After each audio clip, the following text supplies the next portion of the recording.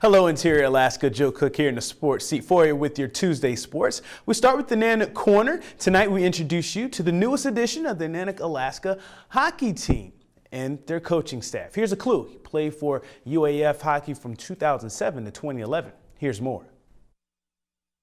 You can call it a full-circle experience for Kevin Petavello. The former Nanook captain is back as a volunteer assistant coach this season. Petavello had 50 career points after 4 years of Alaska hockey. After his senior year as captain, he had stints with the South Carolina Stingrays of the ECHL and the Arizona Sundogs of the CHL. Injuries cut his pro career short, but now he's learning what it takes to be a coach from the same staff who coached him. I learned so much from them, and they all had a big impact in my life, and to be able to come back and work with those people and help influence the players that are here now, learn the things that I learned when I was here, was something that I wanted to do. Petavello is pursuing his master's degree, and head coach Dallas Ferguson and the other assistants on the staff are exposing the former forward to a little bit of everything. He's learning a lot, and he's kind of how it works on the other side when you're trying to, put practices together. And now we're hitting into a phase where we're starting our games, and you'll start to see how the routine goes there. I think so. It's right now. I think it's just a little bit of him, getting used to the routines and kind of the responsibilities of a coach. Dallas, he's such a good teacher, and he's got so much knowledge for the game that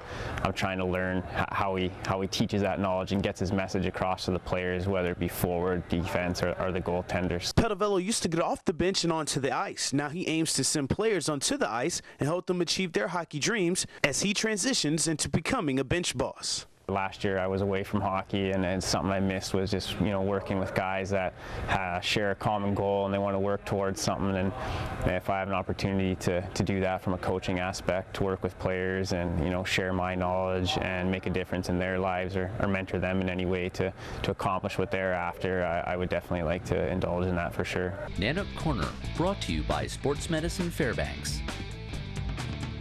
And the Alaska Nanook cross-country teams were on the trails this past Saturday. The men's team placed 9th out of 14 teams with 237 points in the 40th annual Charles Bowles Willamette Invitational in Salem, Oregon. The women's team, they finished 11th overall out of 16 squads with 315 points. Sophomore Mitch Burgess paced the Nanooks with a 26-minute, 9-second time in the 8K, which was 44th overall. The performance earned Burgess the Raven Alaska Nanook of the Week award. Ross McDougall placed 48th, and Keegan Rankin came in at 66 for the men's top 3.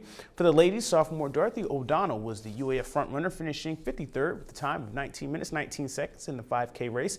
Fellow sophomores Kaylee Stryker placed 59th and Nicole Baith was 75th respectively. Alaska travels to Escata, Oregon on the 18th for the 18th Lewis and Clark Invitational.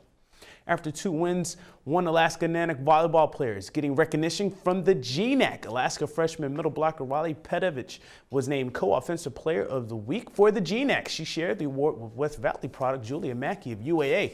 In the Nanook's last 2 matches, Pedovich hit 41% for 14 kills. She led the team with 8 blocks and 6 service aces. She only had 2 errors. Alaska swept Western Oregon on Thursday and defeated the Saints in three games. Then, with all the momentum after stopping their 19-game slide with back-to-back conference wins, the Nanooks will go up against Mackey and the first-place Seawolves this Saturday at 2 p.m. at the Alaska Airlines Center in Anchorage. Now, news from the NAHL. Fairbanks Ice Dogs goalie Patrick Munson was named Midwest Star of the Week. The second-year netminer from Hugo, Minnesota, had himself a weekend. Fairbanks won 3-1 and 3-2 over the Bismarck Bobcats for the sweep this past weekend. Munson made 47 saves and registered a 94% save percentage after the 2 wins. The sweep stopped a 4-game losing streak for the defending Robertson Cup champs. Now they will try to make it a 4-game winning streak when they host the Minotauros this weekend in the Big Dipper. We end tonight with something that you or I probably never thought we would see in the interior. How about some flag football in the snow? Yep, Saturday was the final game of the first ever interior high school flag football season. The North Pole Patriots and Lathrop Malamutes were playing for second place. It looked pretty fun as girls dove and slid in the snow.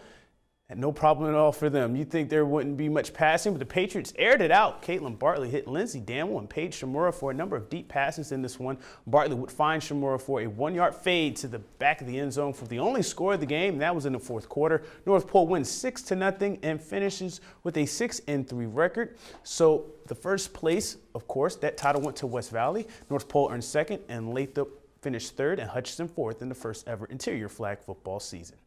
And that'll do it for sports tonight. Mike Schultz is next with your full weather forecast, and we'll catch you next time.